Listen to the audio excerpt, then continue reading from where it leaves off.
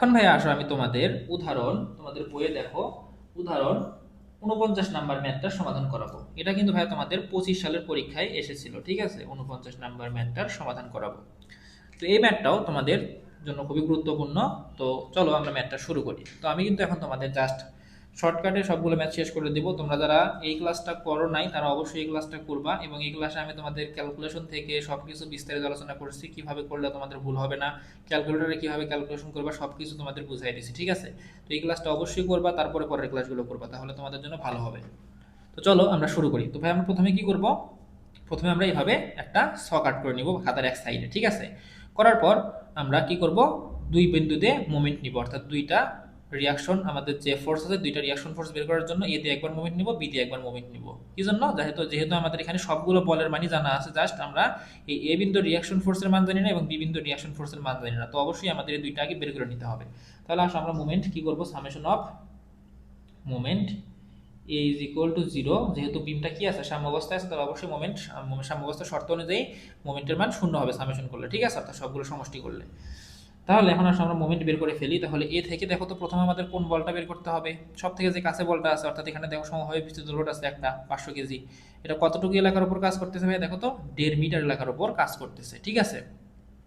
তাহলে এই সমভাবে বিস্তৃত লোডের পরিমাণ কত হবে? টোটাল হবে 500 গুণন যতটুকু এলাকার উপর কাজ করতেছে সেই এলাকার দৈর্ঘ্যের গুণফল। তাহলে 750 কেজি টোটাল এখানে সমভাবে বিস্তৃত লোডের কাজ করতেছে। তাহলে এখানে তোমরা 750 কেজি লিখে ফেলো, ঠিক আছে? এখন আমরা কি জানি, মোমেন্ট ইজ ইকুয়াল টু বল গুণন লম্ব দূরত্ব, আর সমভাবে বিস্তৃত লোডের যে বল আছে সেই বলটা একদম কেন্দ্র দিয়ে ক্রিয়া করে, তাই না ভাইয়া? কেন্দ্র দিয়ে ক্রিয়া করে কিন্তু। তাহলে আমাদের কি করতে হবে, এই এ থেকে এই বলের কেন্দ্র পর্যন্ত দূরত্ব দিয়ে এই বলকে গুণ করতে হবে, তাই না?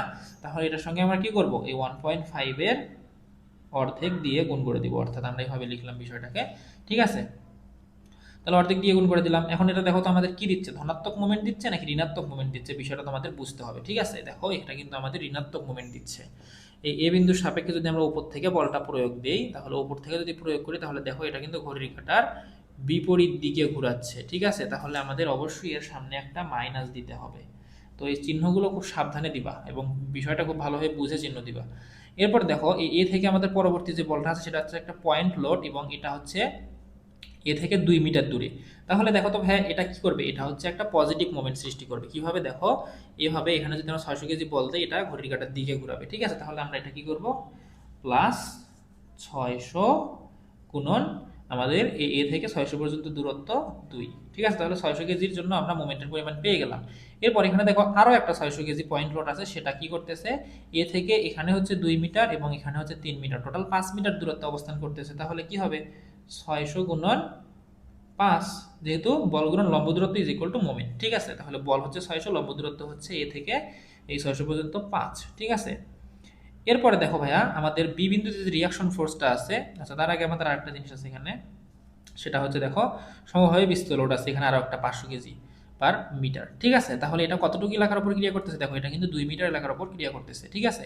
তাহলে এই 500 কেজি সমভাবে বিস্তৃত লোডের মোমেন্টটা কিভাবে হবে, দেখো আমরা আগে 500 কেজি যে এখানে সমভাবে বিস্তৃত লোডটা আছে এই লোডটার টোটাল পরিমাণ বের করবো। টোটাল কিভাবে বের করে, যতটুকু এলাকার উপর সমভাবে বিস্তৃত লোডটা আছে সেটার দৈর্ঘ্য গুণন হচ্ছে যতটুকু বল ক্রিয়া করতেছে প্রতি মিটারে সেটা। তাহলে এখানে দেখো প্রতি মিটারে 500 কেজি ক্রিয়া করতেছে, তাহলে টোটাল 2 মিটারে ক্রিয়া করবে 1000 কেজি।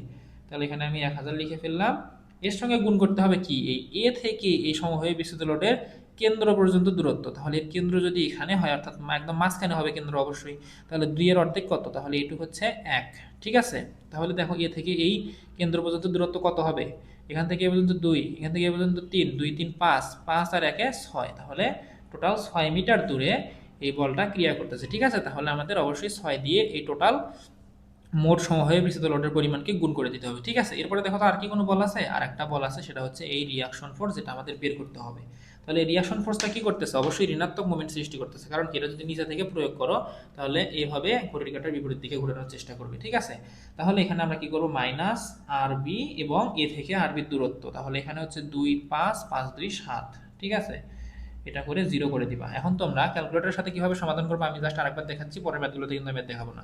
তাহলে প্রথমে কি করবা, মাইনাস আছে মাইনাস দিবা, মাঝখানে হচ্ছে ব্র্যাকেট দিয়ে 750 গুণন 1.5 এর অর্ধেক, ঠিক আছে? তাহলে এখানে আমরা 1.5 এর অর্ধেক নিয়ে নেই, তারপর এখানে আমাদের প্লাস আছে, প্লাস দিয়ে 600 গুণন 2 ব্র্যাকেট ক্লোজ, প্লাস আবার 600 গুণন কত 5 দিয়ে দিলাম। এরপর আমাদের আবার প্লাস 1000 গুণন 6 মাইনাস, এখন আমাদের কি করতে হবে, আরবি নিয়ে আসতে হবে। যেহেতু এখানে আরবি নেই, আমরা কি করব, এক্স নিব। আলফাতে ক্লিক করব, ক্লিক করে এই যে ব্র্যাকেট ক্লোজ যে বাটনটা আছে এটাতে চাপ দেবো, তাহলে এক্স চলে আসবে। এবং এই এক্স এর সঙ্গে গুণ কত আছে 7, তাহলে আমাদের এখানে 7 দিয়ে দিতে হবে। ঠিক আছে, ব্র্যাকেট ক্লোজ করে দেব। এবার আমাদের কি আছে, সমান চিহ্ন, সমান আসার জন্য আলফা এবং এই যে ক্যালকুলেশন বাটন বা ক্যাল লেখা আছে, সি লেখা আছে, দেখো এটাতে চাপ দিবা, তাহলে সমান চলে আসবে। এরপর আমরা শূন্য দিয়ে দেবো। ঠিক আছে, এরপর আমাদের এই পুরো সমীকরণটাকে সমাধান করলেই আরবি এর ভ্যালু ডাইরেক্ট চলে আসবে। তাহলে কিভাবে করবা সেটা, এই শিফট প্রেস করবা, শিফট প্রেস করে এই যে ক্যালকুলেশনে চাপ দিবা। ঠিক আছে, চাপ দিলে এখানে যে ভ্যালু আসবে এটা কিন্তু আগের একটা মান, এটা কিন্তু তোমাদের এখানকার মান না। ঠিক আছে, এটা কিন্তু আবার লিখো না, এখানে লেখা আসবে কি সলভ ফর এক্স, এরপর তোমরা এই সমানে একটা চাপ দিবা, তাহলে তোমাদের এক্স এর ভ্যালু চলে আসবে। দেখো এক্স এর ভ্যালু আসছে 1376.685। ঠিক আছে, তাহলে আরবি ইজ ইকুয়াল টু 1376.785 কেজি। এখন সেমভাবে কি করবে, এখন তোমরা সেমভাবে এই বি বিন্দুতে মোমেন্ট নিবা, তাহলে summation of moment B is equal to 0, এই দিক পজিটিভ। ঠিক আছে, তাদের সাইন্টিফিক ক্যালকুলেটর নাই, তারা কি করবা, এই আরবিটাকে সমানের ওই পাশে পার করে দিবা, পার করে দিয়ে এই পাশে সবগুলো ক্যালকুলেশন করবা, ক্যালকুলেশন করে আবার এই 7 দিয়ে এই পাশের মানটাকে ভাগ করে দিবা, তাহলেই তোমরা আরবির মান পেয়ে যাবা। ঠিক আছে, আর যাদের সাইন্টিফিক আছে তারা এইভাবে করে নিবা ডাইরেক্ট। এরপর তাহলে আমরা কি করবো, বি বিন্দুর সাপেক্ষে সবগুলো বলের মোমেন্ট বের করবো। তাহলে দেখো তো বি বিন্দু হতে সব থেকে কাছের বল কোনটা, এই 500 কেজি সমবায়ে বিস্তৃত লোডটা। ঠিক আছে, 500 কেজি পার মিটার। তাহলে এটার আগে আমরা মোমেন্ট বের করে ফেলি, এটার মোমেন্ট কত হবে, দেখো এটা কি মোমেন্ট দিবে, ধনাত্মক নাকি ঋণাত্মক, এগুলা সবগুলোই ঋণাত্মক মোমেন্ট দিবে। দেখো সবগুলো কি দিবে, ঋণাত্মক মোমেন্ট দিবে। ঠিক আছে, কারণ কি এগুলো ঘড়ির কাঁটার বিপরীত দিকে ঘুরাবে। তাহলে মাইনাস, টোটাল এখানে বল কত, 502 মিটার জুড়ে ক্রিয়া করতেছে, তাহলে 500 গুণন 2 ইজ ইকুয়াল টু 1000। তাহলে আমরা ডাইরেক্ট 1000 লিখি। 1000 গুণন বি থেকে এই কেন্দ্র পর্যন্ত, এই সমবায়ে বিস্তৃত লোডের কেন্দ্র পর্যন্ত দূরত্ব কত, কেন্দ্র পর্যন্ত দূরত্ব হচ্ছে, যেহেতু টোটাল মিলে 2 মিটার দূরে কাজ করতেছে, তাহলে কেন্দ্র হবে 1 মিটার গিয়ে, তাহলে এখান থেকে এই পর্যন্ত দূরত্ব হচ্ছে 1 মিটার, তাহলে এর সঙ্গে আমাদের 1 গুণ করে দিতে হবে। ঠিক আছে, এরপরে দেখো তো এই 600 কেজি যেটা আছে এটাও কি, এটাও আমাদের ঘড়ির কাঁটার বিপরীত দিকে ঘুরাচ্ছে, সেজন্য এটা হচ্ছে আমাদের ঋণাত্মক মোমেন্ট। তাহলে 600 গুণন আমাদের দূরত্ব কত, বি থেকে 600 এর 2 মিটার দূরত্ব। ঠিক আছে, তাহলে আবার দেখো এখান থেকে আবার এই পর্যন্ত কোনো লোড নেই, এখানে এসে একটা পয়েন্ট লোড আছে, এটা হচ্ছে 600 কেজি, এটাও ঘড়ির কাঁটার বিপরীত দিকে ঘুরাচ্ছে, তাহলে এটাও ঋণাত্মক। তাহলে এটাকে আমাদের কি করতে হবে, মাইনাস দিয়ে লিখতে হবে। মাইনাস 600 গুণন বি থেকে 600 এর দূরত্ব কত, বি থেকে 600 এর দূরত্ব হচ্ছে 2 আর 3 5 মিটার দূরে ক্রিয়া করতেছে, তাহলে 5 দিয়ে গুণ করে দিব। ঠিক আছে, এরপরে দেখো আমাদের কি আছে, 600 এর পরে ডাইরেক্ট একটা রিয়াকশন ফোর্স আছে, সেটা হচ্ছে কত, আর এ। কিন্তু এ আর এ কি করতেছে, নিচে থেকে উপরের দিকে ক্রিয়া করতেছে, তাই না? তাহলে নিচে থেকে যদি উপরের দিকে ক্রিয়া করে, তাহলে বি বিন্দুর সাপেক্ষে এই বলটা যদি এভাবে ক্রিয়া করে, তাহলে কি হচ্ছে, দেখো ঘড়ির কাঁটার দিকে ঘুরতেছে, ঘড়ির কাঁটা কোন দিকে ঘোরে, এই দিকে ঘোরে, তাই না? ঠিক আছে, তাহলে এটা আমাদের ধনাত্মক হবে। তাহলে আমাদের কত আছে এখানে, রিয়াকশন ফোর্স আমাদের আর এ এবং বি থেকে দূরত্ব কত, 2 3 5 5 2 7 গুণন 7। ঠিক আছে, এরপর আমাদের এখানে যে 500 কেজি সমবায়ে বিস্তৃত লোড আছে, এটাও কি করবে, এটাও ঋণাত্মক মোমেন্ট দিবে, কারণ এটা এদিকে ঘুরাবে, এটা হচ্ছে ঘড়ির কাঁটার বিপরীত দিক। তাহলে মাইনাস 500 কতটুকু এলাকা জুড়ে ক্রিয়া করতেছে, 1.5 মিটার এলাকা জুড়ে, তাহলে 500 গুণন 1.5 হলো হবে 750। ঠিক আছে, এখন এই আমাদের যে বি বিন্দু থেকে এই সমবায়ে বিস্তৃত লোডের দূরত্বটা কিভাবে বের করবো, এই কেন্দ্র পর্যন্ত আসতে হবে বি থেকে, তাই না? তাহলে এখান থেকে এই পর্যন্ত যদি 7 হয়, 7-এর পরে আবার এর এই 1.5-এর অর্ধেক যোগ করতে হবে, তাহলে আমরা সমবায়ে বিস্তৃত লোডের কেন্দ্র পর্যন্ত যেতে পারবো। তাহলে 7 প্লাস 1.5 ভাগ 2, তাহলে পাবা হলো 7.75 মিটার। ঠিক আছে, ইজ ইকুয়াল টু 0। এখন আমরা সেম ভাবে আগের মতো ক্যালকুলেটর দিয়ে এটা ক্যালকুলেশন করলে তোমরা পাবা হলো 1573.21 কেজি। তাহলে আমরা দেখো এটার কিন্তু ভ্যালু পেয়ে গেলাম। এখন আমরা আসো কি করবো, এসএফডি অঙ্কন করব। তাহলে ভাইয়া এসএফডি অঙ্কন করার জন্য কি করতে হবে, দেখো আমি তোমাদের কি বলছিলাম, যে সাধারণভাবে স্থাপিত বিমের 2 সাপোর্টে কি হয়, অর্থাৎ হিঞ্জ সাপোর্ট এবং রোলার সাপোর্টে তোমার সরি ওটা হচ্ছে বিএনডির ক্ষেত্রে, এখানে ওটা আসবে না। ঠিক আছে, তাহলে ওটা পরে। তাহলে এখানে দেখো তো আমাদের কি হচ্ছে, এখানে আমাদের এ একদম শেষ প্রান্তে কি কোনো বল আছে, একদম বিমের শেষ প্রান্তে কিন্তু কোনো বল নেই, তাহলে এখানে আমাদের শেয়ার ফোর্স কি হবে, 0 হবে। কিন্তু এখানে থেকে আবার কি হচ্ছে, এই সেকশনে আসার পরে এখানে আমাদের শেয়ার ফোর্সের ভ্যালু কত হবে, দেখো তো শেয়ার ফোর্সের ভ্যালু হবে হচ্ছে এখানে আমাদের যে পরিমাণে কি যে পরিমাণে আমাদের সমভাবে বিস্তৃত লোড আছে সেটা সমপরিমাণে শেয়ার ফোর্স কাজ করবে, তাই তো এই সেকশনে। তাহলে এখন দেখো আমরা কি করব, এই শূন্য থেকে আগে এই বলটার মান বের করে নেব। তাহলে কত, 500 গুণন 1.5। তাহলে আমরা কি করব, এটাকে কি করব, এটাকে আমরা এই যে এখানে চিহ্নিত করব। কি জন্য, দেখো তো আমাদের এই সমভাবে বিস্তৃত লোডটা কোন দিকে, এটা হচ্ছে নিচের দিকে। তাহলে আমাদের এটা কি ঋণাত্মক মান আসবে, কত, ঋণাত্মক 750। তাহলে আমরা ঋণাত্মক 750 কে কোথায় ধরলাম, এখানে ধরে নিলাম, কল্পনা করে নিলাম। হ্যাঁ, তাহলে এখানে আমরা এটা কত পাইলাম, 750। এখানে বিয়োগ দিয়ে লেখার দরকার নেই, কারণ এটা অবশ্যই নিচের জন্য বোঝা যাচ্ছে এটা ঋণাত্মক মান। ঠিক আছে, তাহলে আমরা কি করব, বিমের উপর সমভাবে বিস্তৃত লোড থাকলে শেয়ার ফোর্স ডায়াগ্রাম হেলানো সরল রেখা দ্বারা তৈরি হবে। ঠিক আছে, এরপর দেখো তো এখানে আমাদের কি আছে, প্রতিক্রিয়া বল আছে একটা, কিসের, আর এ এর, অর্থাৎ আর সাপোর্টের প্রতিক্রিয়া, সরি এ সাপোর্টের প্রতিক্রিয়া বল আছে এখানে আর এ। তাহলে রিয়াকশন ফোর্স এর কত আছে দেখো তো, 1573.21। কিন্তু এটা ক্রিয়া করতেছে কোন দিকে, এটা ক্রিয়া করতেছে উপরের দিকে। তাহলে এটা হবে কি, এটা হবে ধনাত্মক। তাহলে এখানে ছিল কত, -750, -750, আর উপরের দিকে ক্রিয়া করতেছে কত ভাই, দেখো তো এই যে আর এর কত, আর এ হচ্ছে 1573.21। তাহলে প্লাস 1573.21। তাহলে পাবা হলো কত দেখো, 823.21। তাহলে আমি ধরলাম এই পয়েন্টটা হচ্ছে এরকম একটা জায়গায়। এখন দেখো তো আমরা কি জানি, পয়েন্ট লোড কি হয়, পয়েন্ট লোড থাকলে শেয়ার ফোর্স ডায়াগ্রাম উলম্ব সরলরেখা দ্বারা তৈরি করতে হয়। ঠিক আছে, তাহলে আমাদের রিয়াকশন ফোর্স একটা পয়েন্ট লোড, এই জন্য একটা উলম্ব সরলরেখা এখানে অঙ্কন করে দিলাম। ঠিক আছে, এরপর দেখো এই পয়েন্ট থেকে এই পয়েন্ট পর্যন্ত কি কোনো লোড আছে, কোনো লোড নেই। তাহলে কি হবে, আনুভূমিক সরলরেখা দ্বারা সংযুক্ত করে দিব। এরপর আমাদের এই পয়েন্টে কি আছে, 600 কেজি বল নিচের দিকে ক্রিয়া করতেছে। তাহলে এখানে আমাদের বল কত, এখানে আমাদের বল হচ্ছে 823.21। তাহলে এখানে 823.21 হলে এখানে যদি আবার 600 কেজি নিচের দিকে কাজ করে, তাহলে কি করতে হবে, এই 823.21 থেকে 600 কেজি বাদ দিয়ে দিতে হবে। হ্যাঁ, তাহলে পাবা হলো হচ্ছে 223. কত, 21 ধরলাম এখানে আমাদের সেই পয়েন্টটা। তাহলে কি হবে, যেহেতু এটা পয়েন্ট লোড, তাহলে এটা কি হবে, উল্লম্ব সরলরেখা দ্বারা শেয়ার ফোর্স ডায়াগ্রাম অঙ্কন করতে হবে। ঠিক আছে, তাহলে দেখো এটা আমরা অঙ্কন করে দিলাম। এরপর আমরা কি করব, এরপর আমরা দেখো এখান থেকে আবার, অর্থাৎ এই পয়েন্ট থেকে এই পয়েন্ট পর্যন্ত কোনো লোড নেই। তাহলে কি করতে হবে, আনুভূমিক সরলরেখা দ্বারা এই পর্যন্ত যুক্ত করে দিতে হবে, পরের সেকশন পর্যন্ত, তাই না। হ্যাঁ, তাহলে দেখো আমরা এই পর্যন্ত পেয়ে গেলাম। তাহলে আমরা এখানে এটা কত পাইলাম, এটা পাইলাম হচ্ছে 223.21। ঠিক আছে, এখন তাহলে আমাদের ভাই দেখো তো এখানে একটা পয়েন্ট লোড আছে কত, 600 কেজি। তাহলে এটা কোন দিকে, এটা হচ্ছে নিচের দিকে। তাহলে এটা বিয়োগ করে দিতে হবে এখান থেকে, অর্থাৎ এখানে যতটুকু ছিল, এখানে যতটুকু ছিল, সেখান থেকে আমাদের বিয়োগ করে দিতে হবে। তাহলে পাবা হলো 373.79। তাহলে আমরা ধরলাম এটা হচ্ছে আমাদের এইরকম একটা জায়গায়, এবং এটা কি পয়েন্ট লোড, ফলে আমাদের এসএফডি উলম্ব সরলরেখা হবে। ঠিক আছে, তাহলে দেখো আমরা কিন্তু এই পর্যন্ত চলে আসলাম। এখন আমরা কি করব ভাইয়া, এখন আমরা এখানে দেখো একটা সমভাবে বিস্তৃত লোড আছে। তাহলে এই সমভাবে বিস্তৃত লোডের ফলে কি হবে, এখানে একটা হেলানোর সরলরেখা আসবে। তাহলে হেলানোর সরলরেখাটা কিভাবে অঙ্কন করব, দেখো এটাও কি, এটাও নিচের দিকে ক্রিয়া করতেছে। তাহলে এটাও কি হবে, মানে ঋণাত্মক বল হবে। তাহলে কি করতে হবে, এখান থেকে এটা বিয়োগ করে দিতে হবে। অর্থাৎ এখানে যে ভ্যালুটা ছিল কত, এখানে ভ্যালু ছিল হচ্ছে 376.79, 376.79। ঠিক আছে, এখান থেকে এই ভ্যালু থেকে আমাদের কি করতে হবে, আরো এইটুকু বাদ দিয়ে দিতে হবে। তাহলে -500 হবে না, দেখো এটা কতটুকু এলাকা জুড়ে ক্রিয়া করতেছে, 2 মিটার জুড়ে। তাহলে টোটাল কত হবে, 1000। তাহলে বাদ দিলে পাবা হলো 1376.79। দেখছো, তাহলে আমরা ধরলাম এই পয়েন্টটা হচ্ছে এরকম একটা জায়গায়। তাহলে এখানে আমরা সংযুক্ত করে দিলাম। এখন আমাদের এটা কত হলো ভাইয়া, এটা হচ্ছে 1376.79। ঠিক আছে, 79। এখন আমাদের কি হবে, দেখো আমাদের এই যে বি পয়েন্টে একটা প্রতিক্রিয়া বল আছে উপরের দিকে, প্রতিক্রিয়া বলের পরিমাণ কত, 1376.78। মানে এটাকে আমরা 79 ধরতে পারি। ঠিক আছে, তাহলে এর সঙ্গে আমরা কি করবো, 1376.79 যোগ করে দেবো। দেখো শূন্য আসছে, কিন্তু আমাদের কি ছিল এখানে, দেখো একটু কম বেশি ছিল। এই জন্য একটু কম বেশি বা শূন্য থেকে হালকা একটু বড় হলে তোমরা কি করবা, ওটা ধরে নিবা মিলে গেছে। ঠিক আছে, তাহলে দেখো আমাদের শেয়ার ফোর্স ডায়াগ্রাম কিন্তু শূন্যতে এসে মিলে গেল, তার মানে আমাদের ক্যালকুলেশন ঠিক আছে।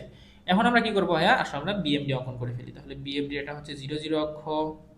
বিএমডি আমরা কিভাবে অঙ্কন করব, আমরা ক্ষেত্রফল পদ্ধতিতে অঙ্কন করব। ঠিক আছে, তাহলে আমরা কিভাবে ক্ষেত্রফল বের করব, এখানে যতগুলো বহুভুজ আছে সবগুলো বহুভুজের ক্ষেত্রফল দিয়ে আমরা এই বিএমডিটা অঙ্কন করব। ঠিক আছে, তো গত ম্যাথে ভাইয়া দেখো আমাদের প্রথম যে এসএফডিটা মানে শেয়ার ফোর্স ডায়াগ্রাম ছিল, সেটা উপরে অর্থাৎ ধনাত্মক ছিল, সেই জন্য আমাদের বিএমডিটা উপরের দিকে গেছিল। এবার দেখো আমাদের প্রথমে যেটুকু আছে সেটা হচ্ছে ঋণাত্মক শেয়ার ফোর্স ডায়াগ্রাম, ঠিক আছে। তাহলে এর ফলে কি হবে দেখো, আমাদের বিএমডিটাও নিচের দিকে যাবে, দেখো কি হবে দেখো।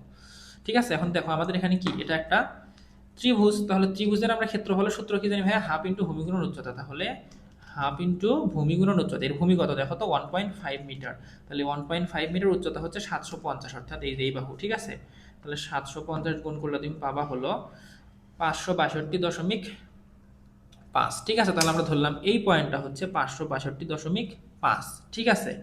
এখন তাহলে ভাই দেখো তো এটা কি, এটা হচ্ছে আমাদের সমভাবে বিস্তৃত লোড। তাহলে আমরা কি জানি, সমভাবে বিস্তৃত লোড যদি থাকে তাহলে বিএমডি মসৃণ বক্ররেখা দ্বারা অঙ্কন করতে হয়, এবং মসৃণ বক্ররেখাটা আমাদের কি করতে হবে, অবশ্যই ঘড়ির কাঁটার দিকে অঙ্কন করতে হবে, অর্থাৎ এইভাবে অঙ্কন করতে হবে। দেখো সবসময় এইভাবে অঙ্কন করতে হবে, ঠিক আছে, কখনোই এভাবে অঙ্কন করা যাবে না, ঠিক আছে। তাহলে দেখো আমরা কি করব, ঘড়ির কাঁটার দিকে ঘুরে এই মসৃণ বাঁকটা অঙ্কন করব।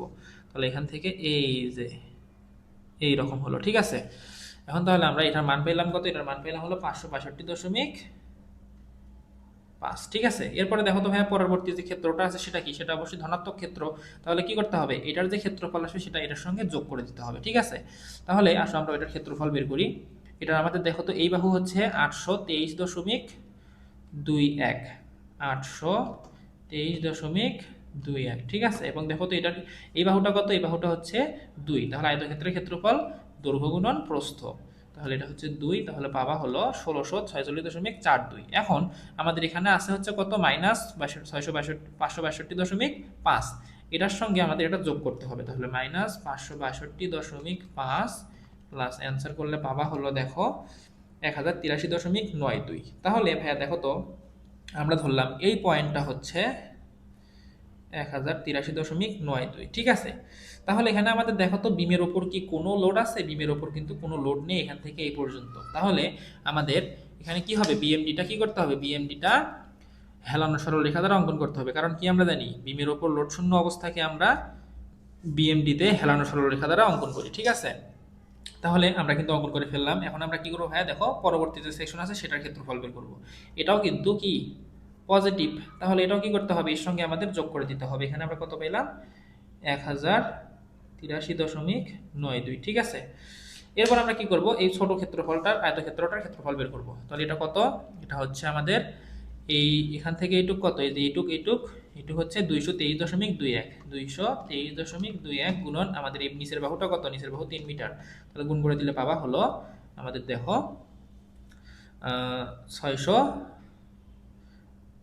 কত, 669.63, ঠিক আছে। তাহলে এটাও আমাদের কি, এটাও আমাদের ধনাত্মক, অর্থাৎ এটা রেফারেন্স লাইনের উপর আছে। তাহলে কি করতে হবে, এর সঙ্গে যোগ করে দিতে হবে আগের যেটা ছিল, অর্থাৎ আগের যে বেন্ডিং মোমেন্ট ছিল আগের সেকশনে, সেটার সঙ্গে আমরা কি করব, পরের যে সেকশন আছে সেটাটা যোগ করে দেব, ঠিক আছে। যোগ করে দিয়ে যে পয়েন্ট পাবো সেটাই হবে এখানে।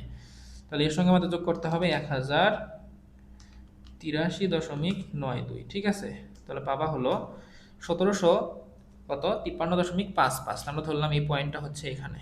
তাহলে এখন দেখো তো ভাইয়া, এই 600 কেজি থেকে এই যে 600 কেজি পর্যন্ত কি কোনো লোড আছে, কোনো লোড নেই। তাহলে এটাও কি হবে, এটাও হবে হেলানো সরল রেখা, ঠিক আছে। তাহলে দেখো আমরা কিন্তু এই পর্যন্ত বিএমডিটা অঙ্কন করে ফেললাম। এখন আমাদের পরবর্তী যে সেকশনটা আছে এটা কি ভাইয়া দেখো তো, এটা একটা ট্রাপিজিয়াম না, ট্রাপিজিয়াম কিন্তু দেখো এটা কিন্তু একটা ট্রাপিজিয়াম। তাহলে ট্রাপিজিয়ামের ক্ষেত্রফলের সূত্র কি, সমান্তরাল বাহুদ্বয়ের যোগফল ভাগ 2।